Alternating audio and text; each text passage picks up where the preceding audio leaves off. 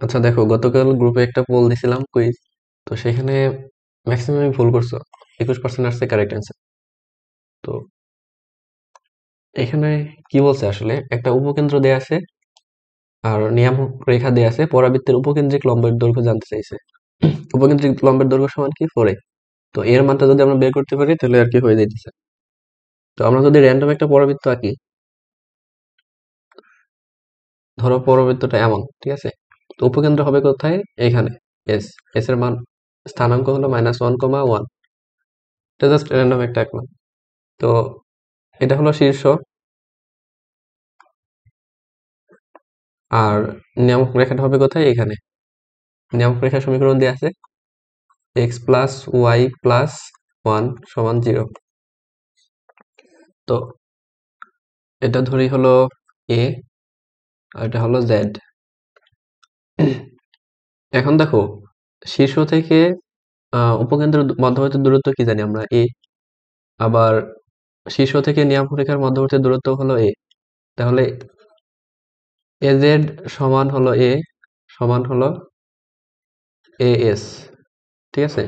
তাহলে S Z সমান কি হবে? টুয়াইস এ। এটুকু গেল। এখন দেখো, তোমার যে এই বিন্দুটা এস বিন্দু, এটা কিন্তু মানে যে অক্ষরেখাটা আছে, অক্ষরেখা নিয়ামক রেখার উপর লম্ব। ঠিক আছে। এই নিয়ামক রেখার উপর লম্ব। তো কোনো একটা বিন্দু থেকে যে লম্ব রেখাটা, লম্ব রেখার দূরত্ব আমরা বের করতে পারি না ফর্মুলা দিয়ে? সেটা কি ছিল? এক্স এর সহগ স্কোয়ার প্লাস ওয়াই সহগ স্কোয়ার, আর উপরে হবে তোমার বিন্দু দিয়ে প্লাস করে দেবা 1 -1 +1 +1। এটা কি? এস আর জেড এর মধ্যবর্তী দূরত্ব, আর এটা সমান আমরা কি পাইছি? টুয়াইসে, সমান টুয়াইসে।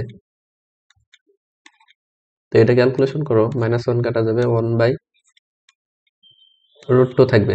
ডান পাশে হলো টুয়াইসে। তো এখন যদি উভয় পাশে 2 দিয়ে গুণ দিয়ে দেয় তাহলে কিন্তু আমরা 4 পাইতেছি।